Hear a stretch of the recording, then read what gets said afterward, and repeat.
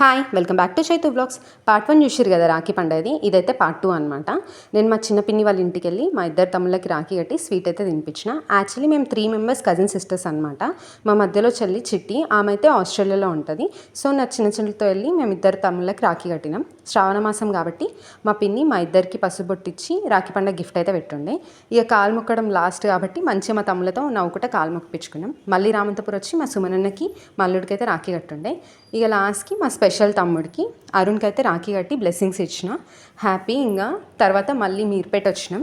మీర్పేటలో మా అక్క మాకు రాఖీ కట్టింది. యాక్చువల్ చాలా లేట్ నైట్ అయిపోయింది. మా అక్క మా కోసం ఓపిక్గా వెయిట్ చేసి రాఖీ అయితే కట్టింది.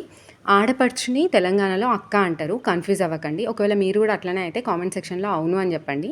ఆ తర్వాత మా కోడలు మా అందరికీ బొట్టు పెట్టి మంచిగా మా అందరికీ రాఖీ అయితే కట్టింది.